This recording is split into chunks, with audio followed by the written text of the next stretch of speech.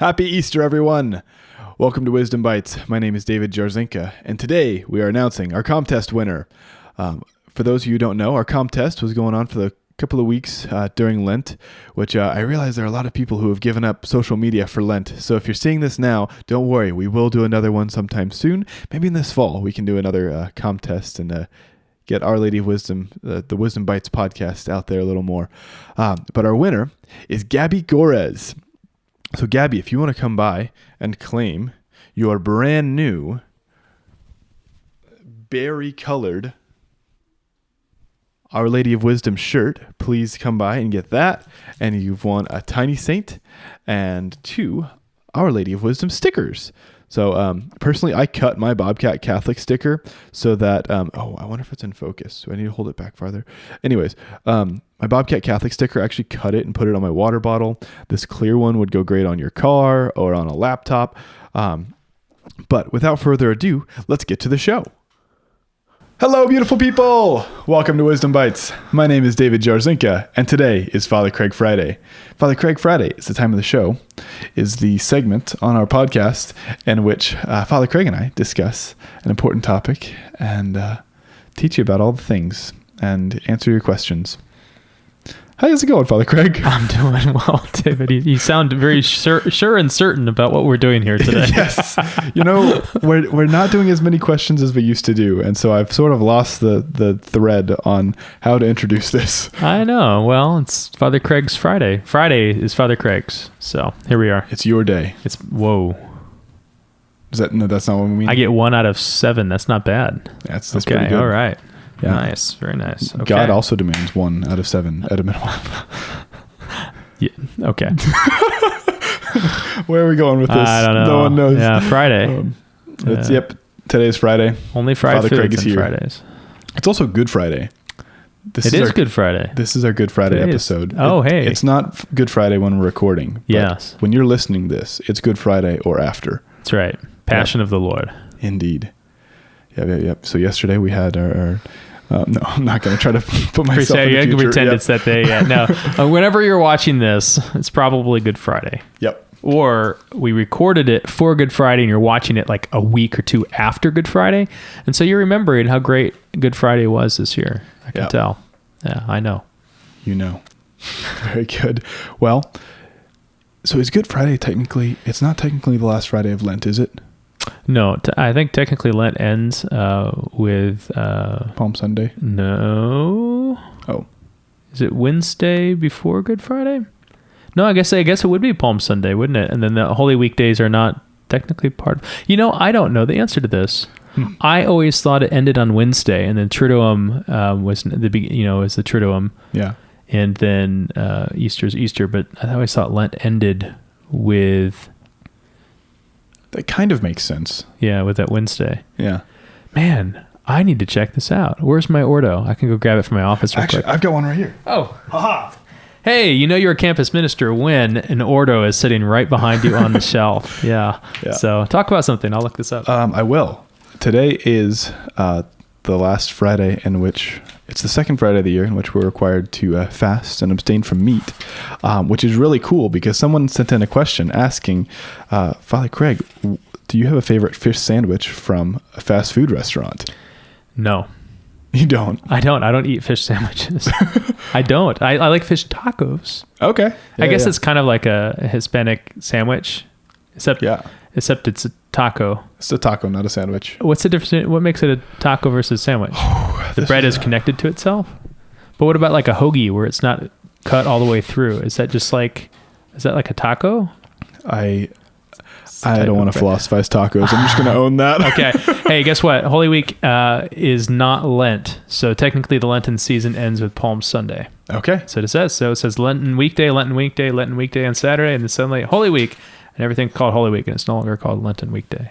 Gotcha. So, nice. We learned something new today. We did. But I actually don't like fish tacos. Wait, you don't like fish tacos or fish sandwiches? Yes, fish sandwiches. Okay. I like fish tacos. Gotcha. Where do you go to get fish tacos? My friend makes them. Oh, that's I've pretty good. never actually bought them anywhere. Oh, I gotcha. Unless I've had like a shrimp taco. Yeah. And that's at like Fuego or something. Fuego. Torchy's has a good one. I've never had one at Torchy's. Yeah. And then, See, I'm a big McDonald's guy. The Filet-O-Fish. Yeah. And also, so my dad worked for McDonald's and Long John Silver's as a younger man. And so these are both places that I know a lot of people go, why would you ever eat there? And I'm very much just like, this is just how we live. This is just my life. As Long John Silver's and McDonald's are places that serve food, and it's edible. It's fair. Okay. Yep. So we're moving on. I don't want to talk about fish sandwiches anymore. Oh, okay. I don't. Well, last chance. Filet-O-Fish sandwich. I do like sushi though. Ooh, yes. Kobe all the way. Father Craig, we've just started a new month as well. That's right. It's April. And so just as a reminder, this is the year of the domestic church in the Diocese of Austin. And each month has a theme associated with how do we live out the domestic church. How do we live out the domestic church? And this month's theme is love thy neighbor. Amen. Yeah. So Father Craig, what do you think Jesus means when he's talking about love your neighbor? Yeah. So he does have this is really beautiful gospel section on this. We call it the parable of the Good Samaritan.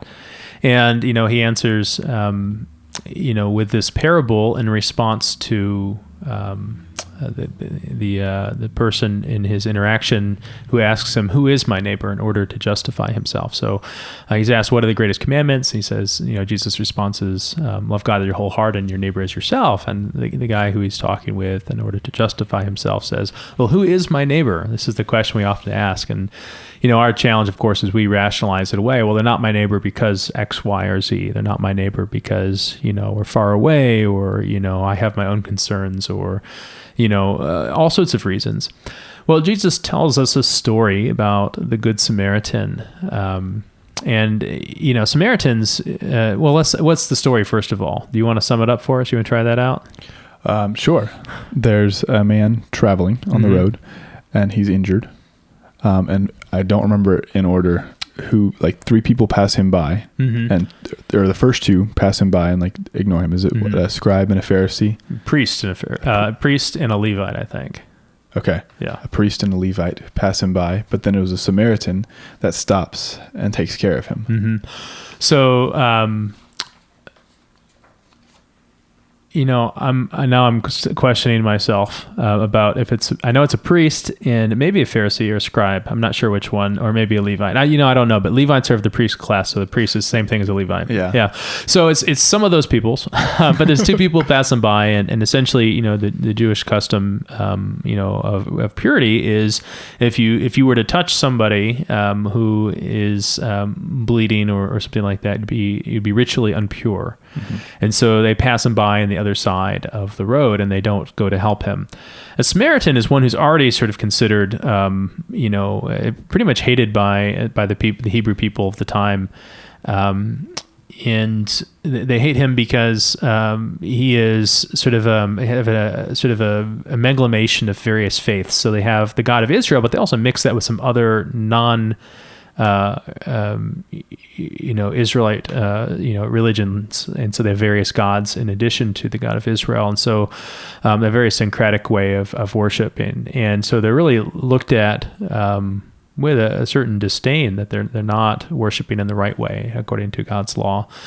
And yet it's the Samaritan who goes and picks up this guy who is been wounded and robbed and left for dead on the side of the road, and takes him at his own expense to an inn, cares for his wounds, washing him with wine and with oil, and leaving money for the innkeeper to care for him.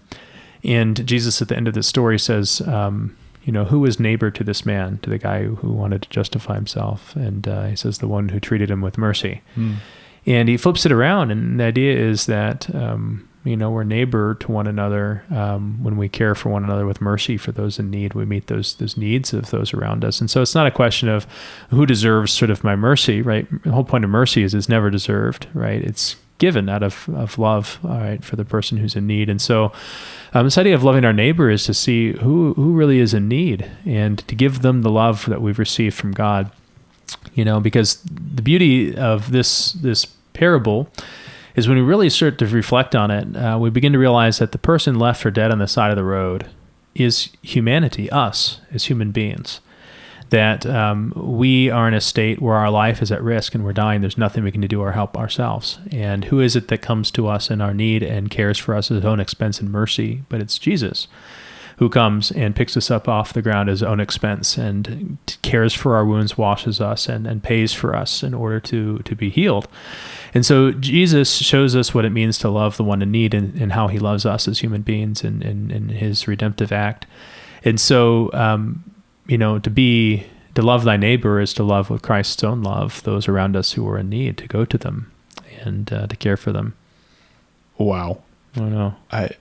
Of all of the things, all of the homilies I've heard on that particular gospel, I'd never heard that connection before.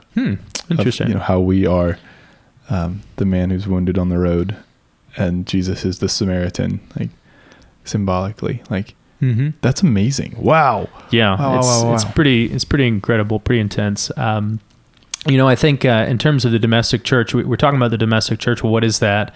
It's how we encounter God in the home, right? Wherever your home is, how is God part of your home life? And specifically, that often is in the context of family, that the family is like a little church.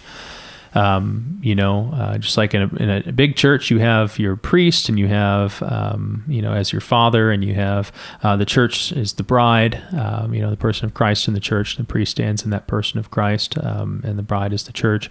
And then all the children are the people who attend that church.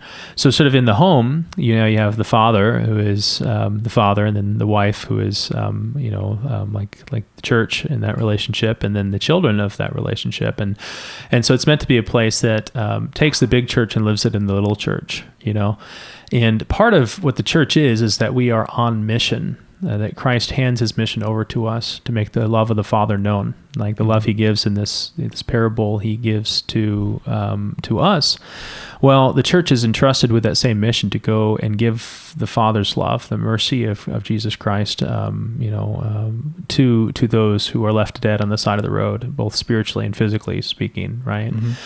And so the family also, as a little church, shares in that mission, that they're meant to make known that love of God to one another, certainly in the home, and whatever that home life looks like. If it's not a family, then people you live with or around. But then also that love of neighbor means that the family is meant to go beyond itself. The church is meant to go beyond itself into the world and care for those around them. And the family, as domestic church, is meant to do that as well, to look around us and say, who are the people in need? Who are the people who need God's mercy, both through, corporal acts of mercy, but also spiritual acts of mercy.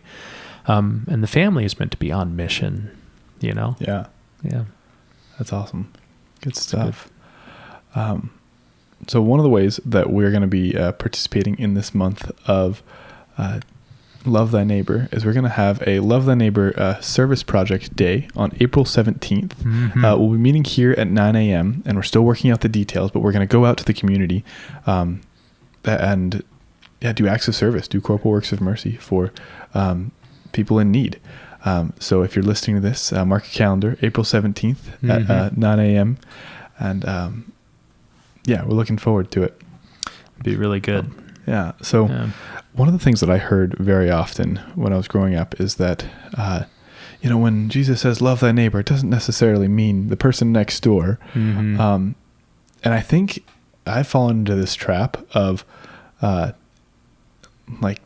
people say it doesn't necessarily mean that person, to think that it actually doesn't mean that person. That this is one of the first times, like this year, when I know the person who lives next door to me.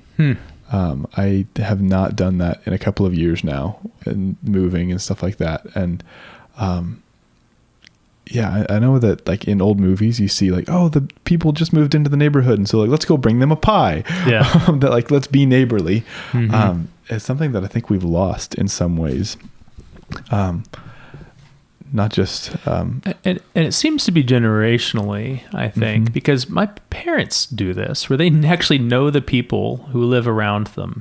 And it's fascinating to me, because I'm just like, you know the person who lives over there, you know, and I and my dad talk about so-and-so, or my mom talk about her neighbors. And sometimes we do that in healthy ways and sometimes we don't. But you know, there's, hi mom, hi dad. I know you both watch this show. So, you know, but it's interesting because they do really take care of each other in need, and people bring meals when someone's had a surgery. Or my grandmother was really big on this, my grandma Nita. And she, you know, at her funeral service, we talked about, you know, the feeding of the 5,000 of Jesus and how she probably fed more people than him because she made so many meals and shared them with so many people who were in need, and she knew her neighbors around her. And yeah, I think there's something to be said for like actually knowing the people we live next to. Yeah. But we live in these little isolated bubbles, and I'm guilty of it. I don't know well my neighbors. I've met some of their parents because they're all college students who live in the condos next to me, and I see them from time to time, and we nod our heads or whatever. How's it going? Good, you know. Yeah. But yeah, it's interesting. I think you're right. I think sometimes that is the justification. Who is my neighbor? You know, it doesn't really mean the neighbor that I'm next to, does it? Yeah, maybe it does actually. Yeah. And I have to give all of the credit to my wife. Oh, she's great. Yeah, I like her wife. I love her a lot. Yeah. She. There's a picture of her over there on your there table. is. It's on my desk now. It's great. I finally put it in a frame. But yeah, my neighbor next door was walking in, and she had made fudge at Bible study with her friends, and she's like, "Hey, Jonathan, do you want some fudge?" He's like, "Yes." And now we have friends. Yeah, now we're friends. He's got a couple of dogs that I'm friends with his dogs. It's probably the only good way of saying that you fudged it up. Like you fudged it. Yeah, it's good. Yes. It's good. Yeah. Yep. Just like your wife has been framed. That's another good way to put that over there in the picture on your She's table. been framed in a picture frame. Yes. Right. Not right. framed for a crime. I know. Yeah. Why would you even bring that up? Alrighty then. All right. So I guess to wrap up, Father Craig, what is an expression of love that you've seen that just really moved your heart, of neighbors being neighborly? You mentioned your grandma already, but is there anything else that you can think of? Darn, I was going to use that example. No, that's a great example. I think, well, I'll use my dad now. I think I learn a lot from him, but you know, the snowpocalypse, or the, someone heard me, how do they call it the other day? Like the COVID ice storm. They had a really snappy name for it, but it was more clever than that. But the snowpocalypse is my personal favorite. You know, that he has a big old truck, and he went out in the middle of those storms to like haul people's stuff back, or guys, you know, the guy next door to him, and he lives in a trailer home when he's in Texas, you know, and the guy in the trailer next to him was having problems, and he went out there to get the battery started, and his diesel, he bought diesel so long back that it hadn't been winterized diesel, which they put a special fluid in it so it doesn't congeal in the cold, and didn't have that, and so they had to like get all the old diesel out of the engine and put the sea foam in it, and you know, whatever it is, the fluid you put in the diesel tank. I don't know what that is exactly, but he did that, and he helped call some other people whose car got stuck in the ice, and like he just goes around and did those things, and the fact that the people knew who he was, knew that he was willing to do that, and were able to call him, like that tells me my dad knows how to be a good neighbor to people. You know, he's probably listening, going, "Oh, Craig, I don't tell anyone about these things," you know. But I think the very fact that there was enough of a relationship there that people knew that they could ask him for that is a great way of sort of thinking about that. Like, do my neighbors think, "Man, I've got a need. Can I knock on this guy's door? You know, would he be even willing to open it up for me or whatever?" And I think probably the answer to that's probably no. Yeah. You know, the ways it stands now, but you know, that's a way you can sort of just love those around you by making yourself available. Even the availability there is something else, I think, maybe. Yeah. Sorry, Dad, for throwing you under the bus, but no, that was a great story. What are you talking about? There's some really good stories there. Yeah, but absolutely. He doesn't like me telling them though. I see. Yeah. Gotcha. Yeah. My dad's also good at this. Yeah. And I was going to say maybe it's because he owns a home, but no, your dad doesn't own a home, and he does this. He owns homes. He owns a home, but he's living in a trailer park, and still meeting the people and still being neighborly. But yeah, the neighbors across the street, they have a couple of young kids, and my dad's like helped move furniture, and you know, on Halloween, the neighbor will always bring beer for my dad. Hey. And they just do things like that for each other. That's cool. And our next door neighbor, he's also Polish. No, he's a Polish immigrant. We're 5th generation American. We're just Polish heritage, you know? That's right. It's hard to spell names. Yes. Well, it was like 11 o'clock at night. My dad's getting ready for bed, and Tom is his name, said, hey, yeah, if I'm being too loud or anything, just let me know. If you want to just come over and have a beer, that'd be great. And my dad's like getting ready for bed. He's like, he never invites me over. I'm going to go over and just like be friends with him. And so taking advantage of those opportunities. Like, that's awesome. I like your dad. Yeah, he's a good guy. He's a good guy. I like him too. So, love your neighbor. That's right. Yeah, that's the takeaway. And I think the thing that I think it's a sign of a successful parish that's really living out the mission of Jesus Christ is whether or not families spend time with other families from your parish outside of just Mass and the liturgy. And I think there's something amazing about that when the fabric of the communio, the communion of the church, goes beyond simply the liturgies, and that neighborliness is sort of this. Your family isn't just this isolated sort of unit. We talk about the nucleus or the nuclear family, but that's the thing, is families are meant to be interconnected with extended family, certainly, but not just with that, but with the people around us. And love thy neighbor. I mean, certainly, I think sharing the love of your family and inviting people into it. And sharing that. And we all maybe have those homes where we felt like we had second moms and dads, and we were able to just go there and just be there. Or your friends would come over to your house and they just felt like they could just come over anytime. Yeah. Part of that's love thy neighbor too. The domestic church that loves one's neighbor. It's a home. Yeah. And it's a home where other people feel at home as well. There's a hospitality to it. Absolutely. Yeah. One thing that I'm thinking about is, okay, what if I've been in a place for, a year, 18 months, or even it's been, 6 months, and I don't know the people next door. Like, it feels awkward. Like, it's too late now. I can't go meet them. Like, it's going to be weird. That's interesting.